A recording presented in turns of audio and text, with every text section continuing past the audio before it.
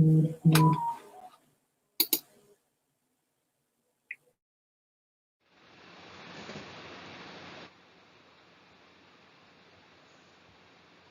الله الرحمن الرحيم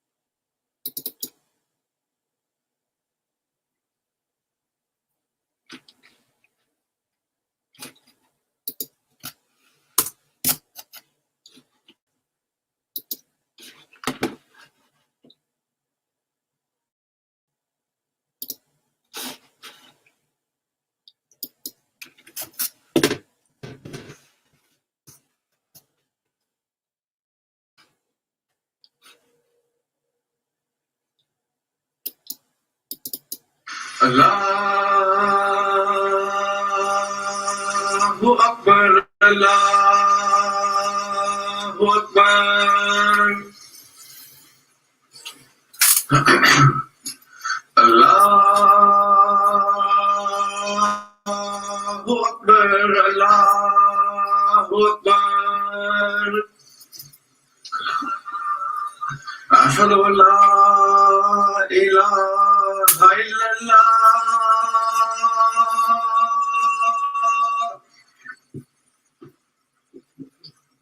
أشهد أن لا إله إلا الله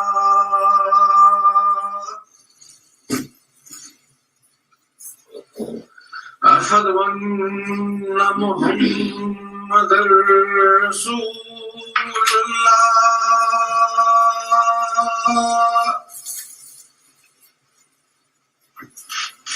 أشهد أن محمدا رسول الله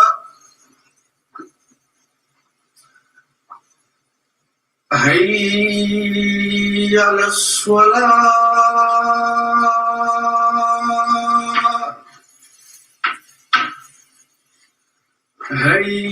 حي على الصلاة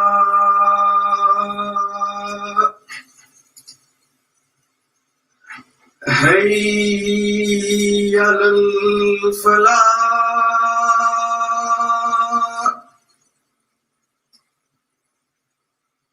حي على الفلاح الله أكبر الله أكبر لا إله إلا الله.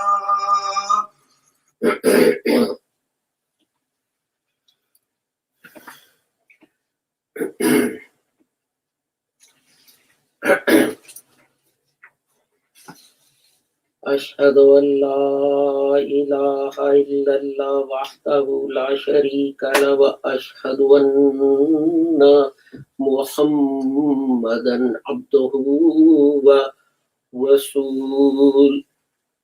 أعوذ بالله من الشيطان الرجيم. بسم الله الرحمن الرحيم. وما أرسلناك إلا رحمة للعالمين. And we have not sent you except as a mercy to the world. chapter 21, verse 107. Sadaqallahul Aliyyul Azim. And for the last,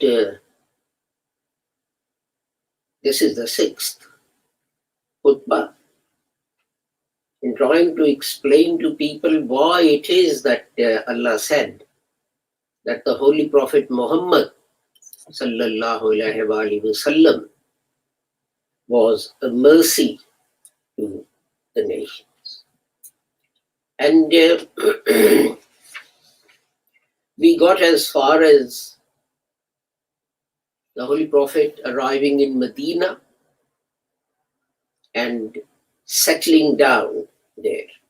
There was much to do. He had to make arrangements for his own living, build a mosque for Muslims. He had to arrange for the immigrants, the Muhajirs.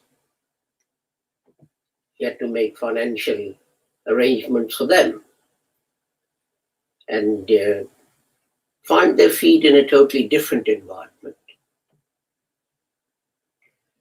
After he had done that, the Holy Prophet then set up an intelligence service, which was extremely important because the Holy Prophet and the companions realized that the Quraysh weren't just going to let matters lie. So the first thing the Holy Prophet Muhammad did was he would send out scouts in all directions to keep an eye out to see whether there was any impending attack on Medina.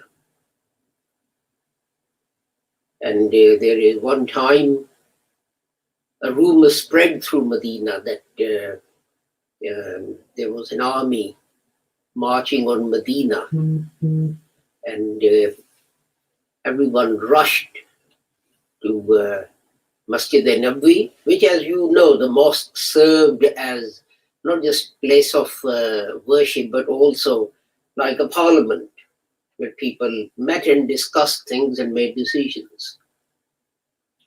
And everyone was expecting the Holy Prophet Muhammad sallallahu alaihi wasallam to be there. But he was nowhere to be found. He wasn't at home. He wasn't in the mosque. He wasn't with any of his friends. And while people sort of wondered what had happened, they saw a rider riding into Medina at speed. And as he got closer, people recognized him. It was the Holy Prophet Muhammad. And they asked him, Ya Rasulullah, what happened? And the Holy Prophet said, I heard that rumor, and rather than depend on a rumor, I leapt on my horse and rushed out to check the veracity of what I'd heard.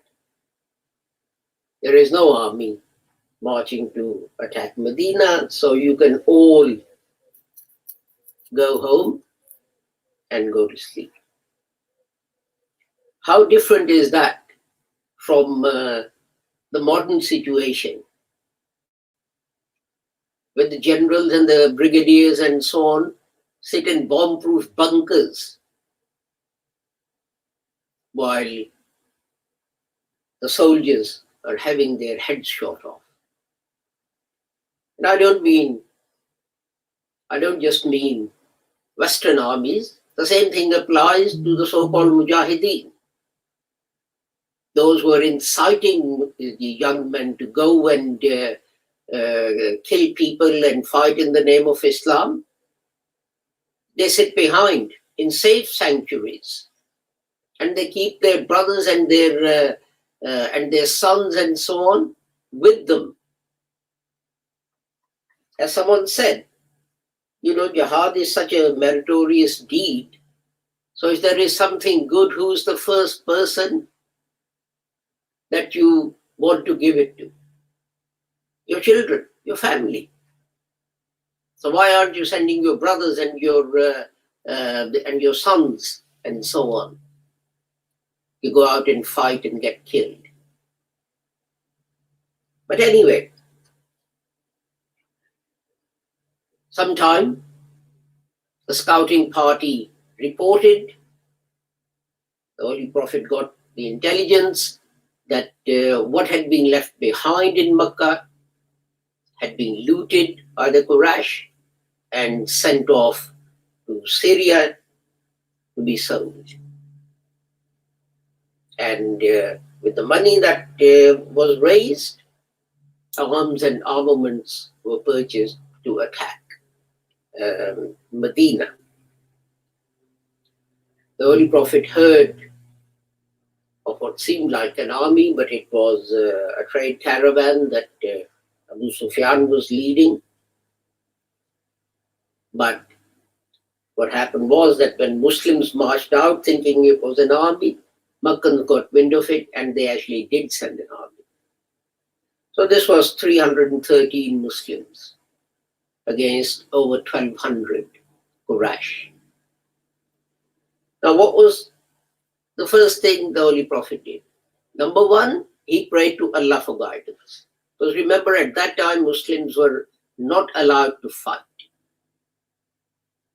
And at that time, when it seemed that Quraysh were hell-bent on exterminating the whole of the Muslim community, the Holy Prophet received a revelation that permission to fight is given to those who've been persecuted for no reason other than they're trying to establish truth and justice and equality in the world. So you can see that permission to fight was given to those who were persecuted. And persecuted for what? The fact that they were trying to establish a just society. And the Holy Prophet and the companions marched to Badr, and the Holy Prophet Muhammad sallallahu alaihi wasallam arranged the armies. And a companion went up to the Holy Prophet and said, "O Prophet of Allah, you have arranged the army in this way. Is that by God's command, or did you come up with this idea yourself?" And the Holy Prophet Muhammad said, "Was it God's command? This is my suggestion." And the companion then said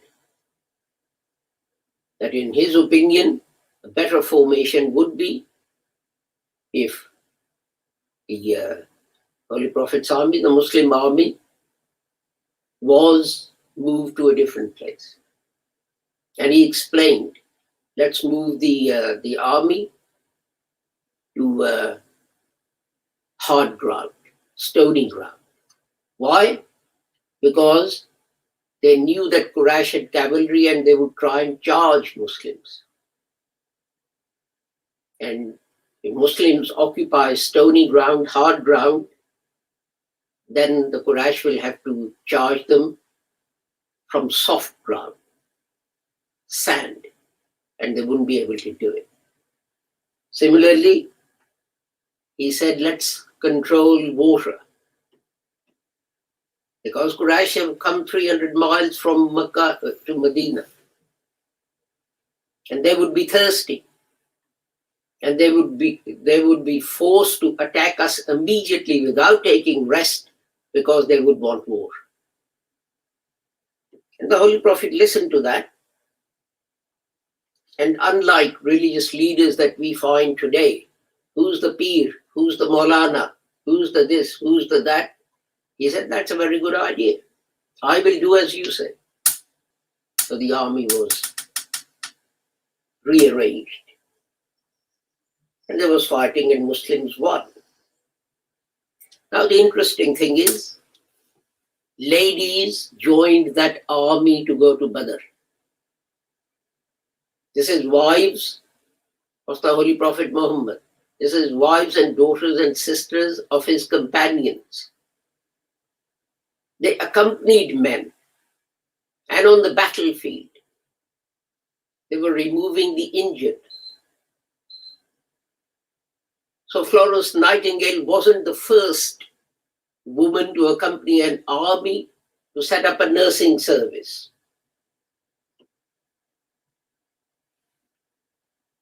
And they would go around the battlefield, and if they saw a spear or a sword or a shield or whatever that had fallen, they would pick it up and take it to the Muslim army. They would give water to the injured. They would bandage them. Now tell me this, if these ladies were clocked from head to foot in what in Pakistan is called the shuttlecock burqa, how would they pick up the injured and carry them back? Think any one of the injured who were companions of the Holy Prophet Muhammad or any of these ladies, they said, no, we know you're injured, but you're not a mahram, so I'm not allowed to touch you. Let us open our eyes. We keep on saying, follow the sunnah, follow the sunnah. Are these just words? Women also did cooking and so on and so forth. In fact, there was a time when there was like a regiment, a female regiment in the Muslim army that used to go out and fight as well. Hazrat Aisha led an army against Hazrat Ali. So how was that possible if women weren't playing a full role in the society that had been created by the Holy Prophet Muhammad sallallahu alaihi wasallam? And after the Battle of Badr, we have the Battle of Uhud, the Battle of the Confederates, etc. And in all of them, the Holy Prophet consulted everyone.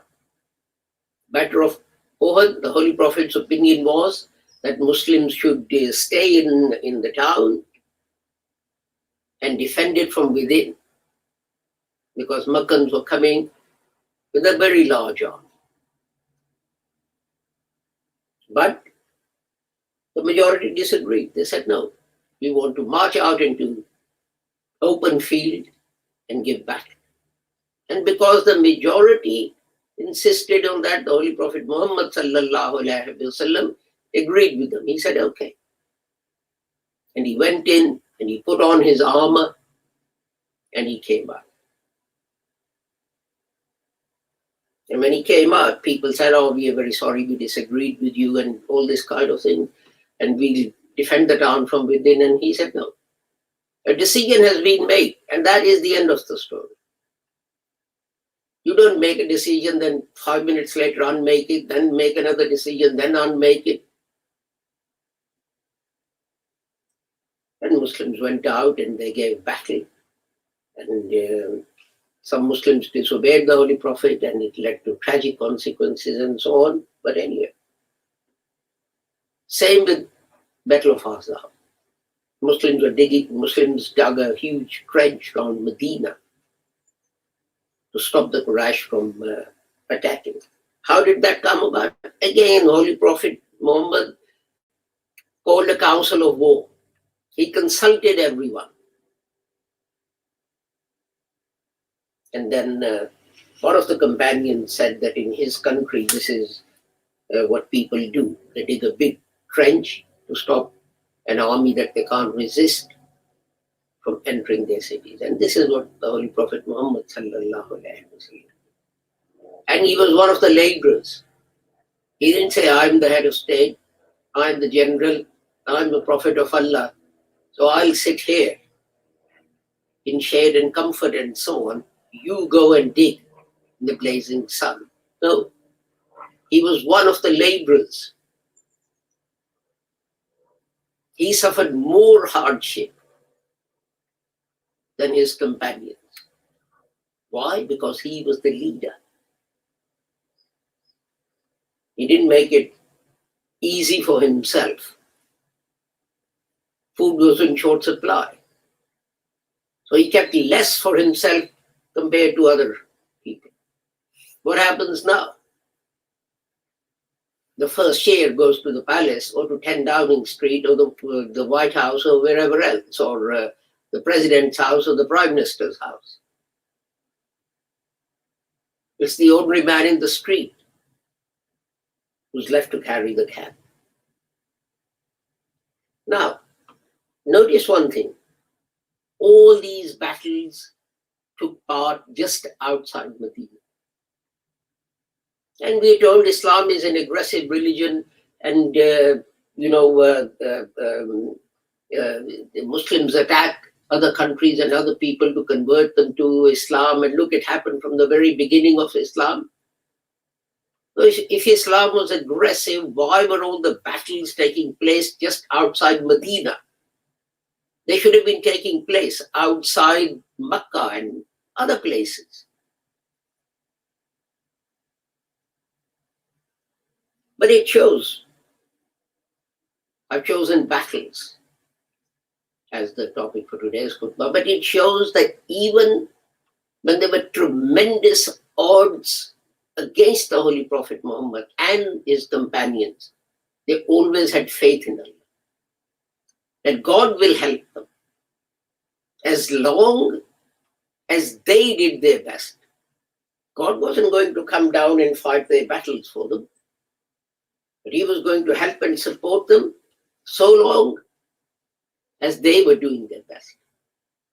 And we see this in Battle of Badr, in Battle of Uhud, in Battle of Ahzab, and so on and so forth.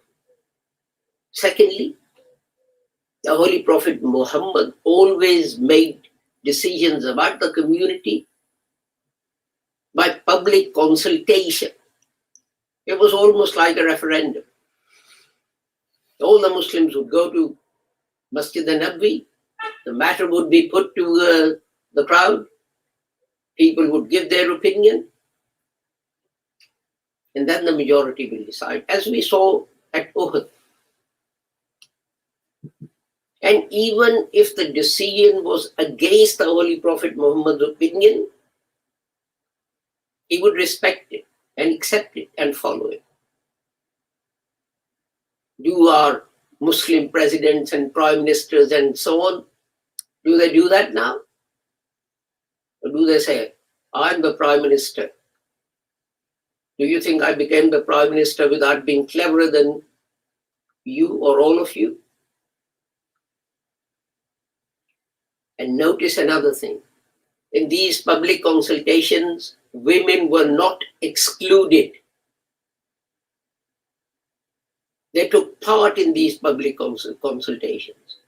As we know from the incident about Hazrat Umar, that he said, I'm going to restrict the amount of meher a woman can ask for, because men can't afford it. So, they can't marry. And a woman stood up and said, the Quran says, even if you give them a mountain of gold. So Allah has given me the right to demand a mountain of gold if someone wants to marry me. Who are you to restrict it? That shows that women took full part in public affairs. That shows that their opinions were respected and taken into account.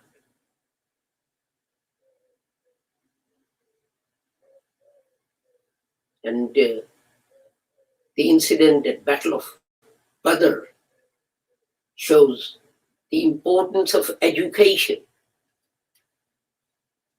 When these prisoners were taken, there was a discussion about what should be done with them.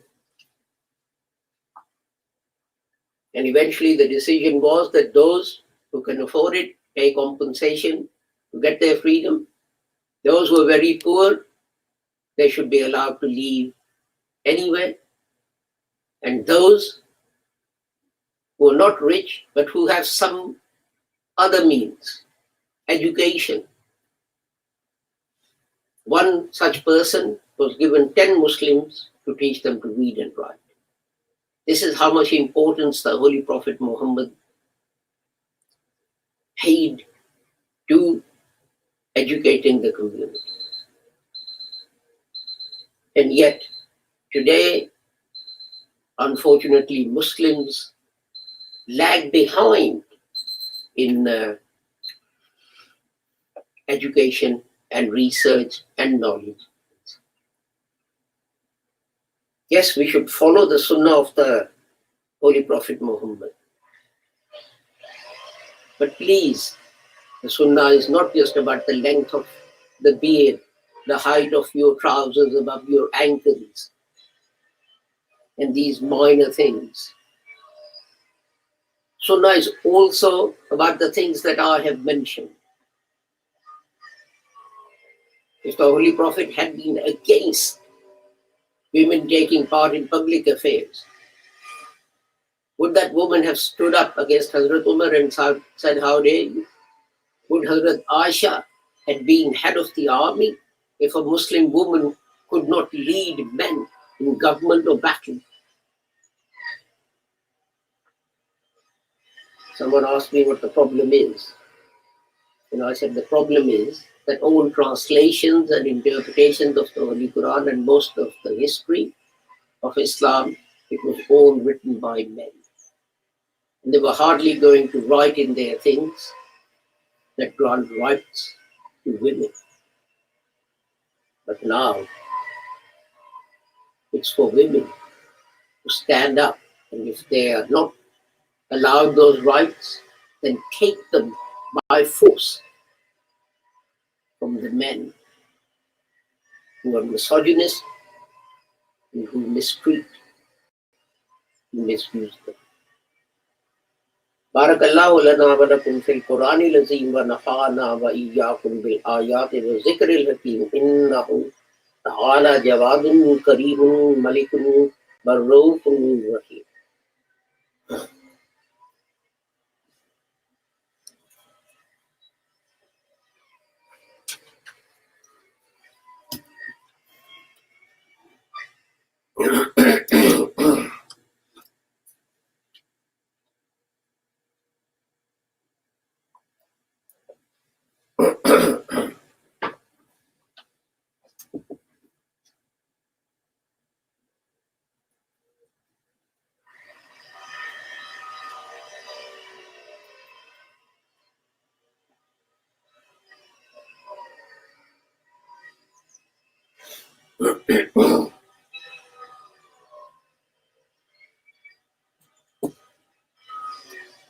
Alhamdulillah.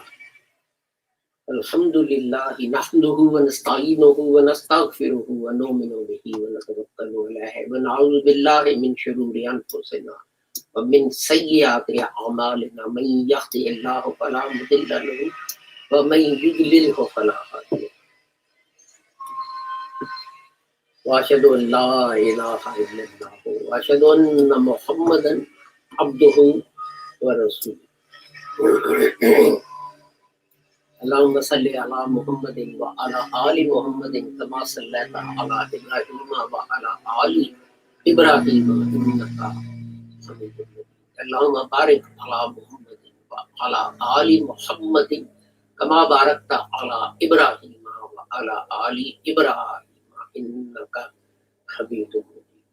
اللهم انصر من نصر دين محمد صلى الله عليه وسلم وجعلنا منهم واقتل من خذل دين محمد صلى الله عليه وسلم ولا تجعلنا منهم. عباد الله رحمكم الله إن الله يأمر بالعدل والإحسان وإيتاء ذي القربى وينهى عن الفحشاء والمنكر والبغي يعظكم لعلكم تذكرون.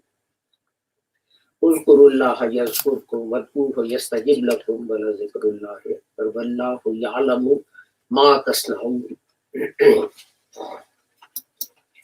I request you to pray for everyone who is sick, and that God may give them a speedy recovery and look after their families as well. Dr. Shamsuddin, our member in New Zealand. I think he was the president of the Jamaat there, of the community. He has passed away. So we will say his janazah prayer as well at the end.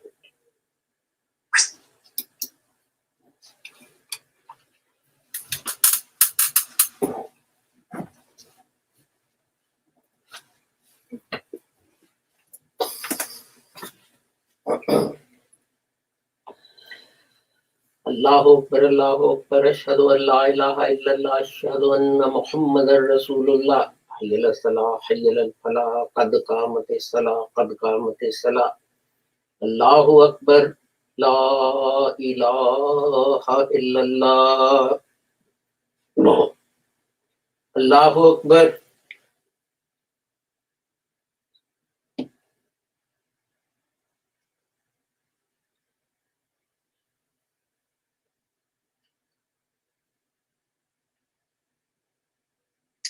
Alhamdulillahi Rabbil Alameen, Ar-Rahmanir Rahim, Maliki Yawmiddin, Iyyaka na'budu wa iyyaka nasta'in, Ihdinas siratal mustaqim, Siratal ladzina an'amta 'alaihim, ghairil maghdubi 'alaihim ولا الضالين آمين. والتين والزيتون وطور سينين وهذا البلد الأمين لقد خلقنا الإنسان في أحسن تقويم ثم رددناه أسفل سافلين إلا الذين آمنوا وعملوا الصالحات فلهم أجر غير ممنون وما يكذبك بعد بالدين أليس الله بأحكم الحاكمين. الله أكبر. سمع الله لمن حمده. ربنا. الله أكبر.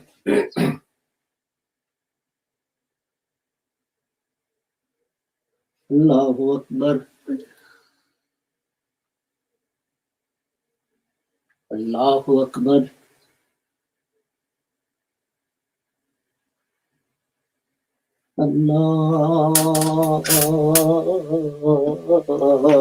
الله أكبر.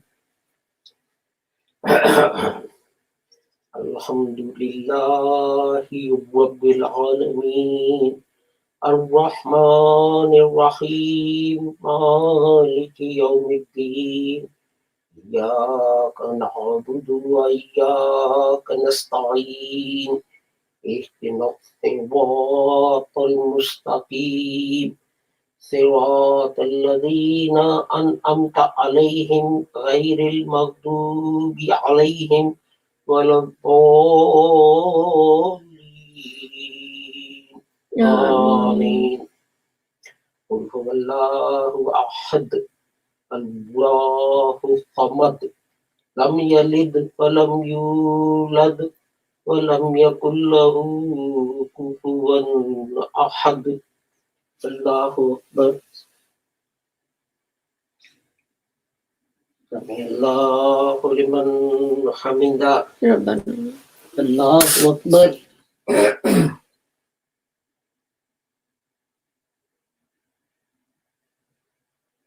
الله أكبر. الله أكبر. الله أكبر.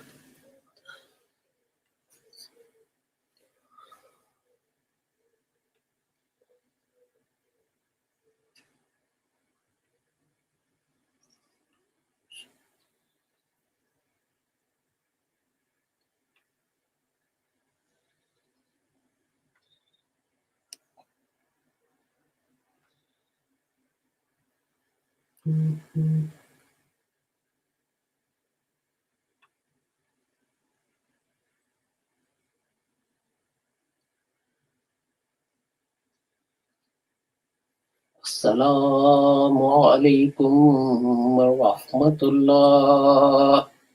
Assalamu alaikum wa rahmatullah. Astaghfirullah. Astaghfirullah.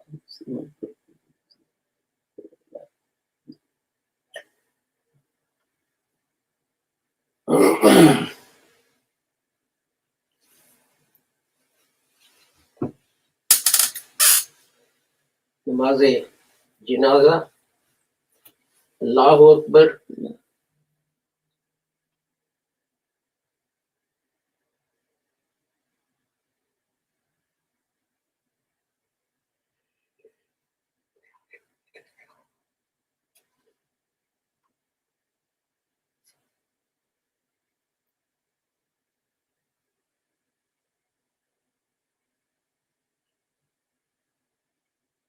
Allahu Akbar.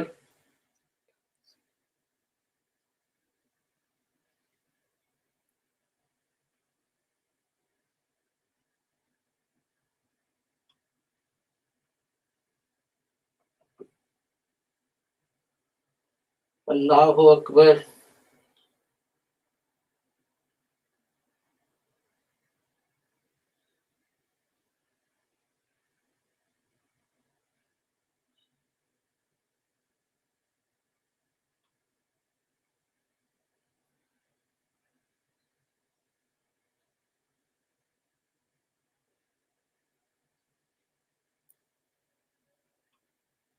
Allahu Akbar.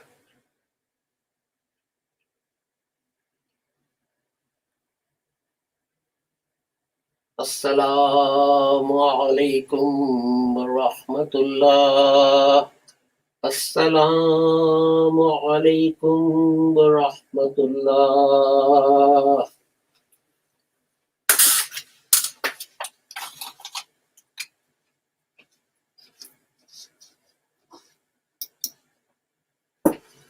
Thank you for joining us for today's service. As we all know that Eid al-Adha is on the 20th of July. So an early Eid Mubarak from me.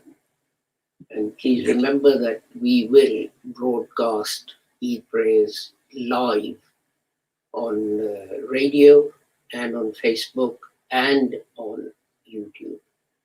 The links you have, it will be 11 a.m. when we broadcast these. Assalamu alaikum, Khuda Hafiz, goodbye.